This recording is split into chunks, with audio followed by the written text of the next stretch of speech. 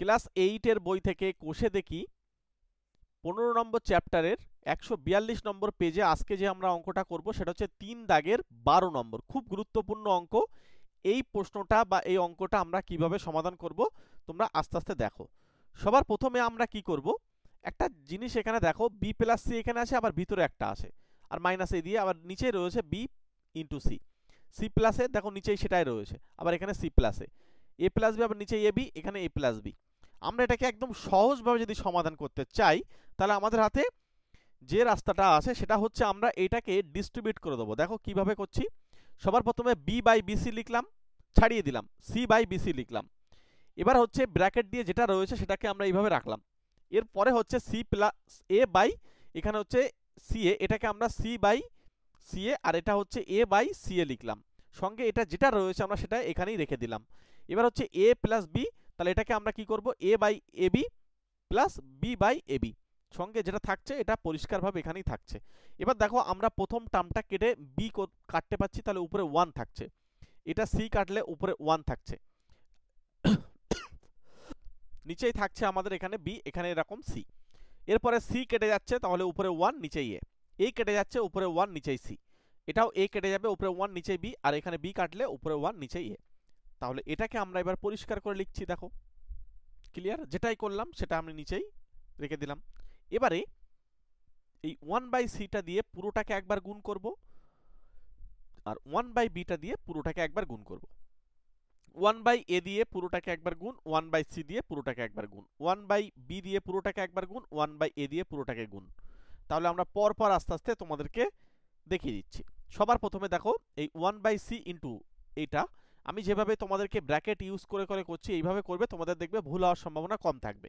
1 by B সঙ্গে এটা, 1 by এ সঙ্গে এটা, 1 বাই সি সঙ্গে এটা, 1 বাই বি সঙ্গে এটা, আর 1 বাই এ সঙ্গে এটা হলো। এবার আমরা কি করবো বলতো, এই যে সি আছে না, এদের সবার নিচেই সি লিখে দেবো।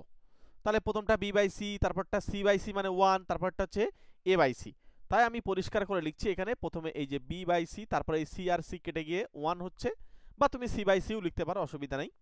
আর এখানে হচ্ছে এ বাই সি।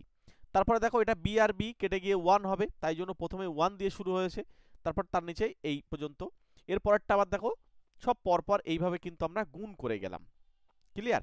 এইভাবে গুণ করার পরে একটা মজার বিষয় হচ্ছে এখানে কিন্তু এবার কাটাকুটি হচ্ছে। প্রথমে দেখো বি বাই সি কোথায় আসে খুঁজে বার করো।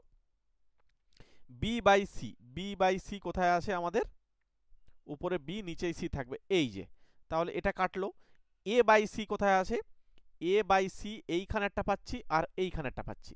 সি বাই বি কোথায় আসে, এইখানে প্লাস সি বাই বি হচ্ছে, আর এখানে হচ্ছে মাইনাস সি বাই বি। আচ্ছা এ বাই বি মাইনাস আসে, তাহলে এখানে আমাদের প্লাস এ বাই বি খুঁজতে হবে, এ বাই বি, এই যে এ বাই বি। আচ্ছা C by A, C by একদম শেষে দেখো সি বাই এ কেটে যাচ্ছে। আচ্ছা B by A, B by A দেখো শেষের আগেরটার সঙ্গে কেটে যাচ্ছে। তাহলে কাটছে না কারা কারা, কাটছে না 1, 1 গুলো কিন্তু কাটছে না। তোমরা এই অঙ্কটা এইভাবে করবে, দেখবে তোমাদের কিন্তু একদম যেই সেই হয়ে যাবে।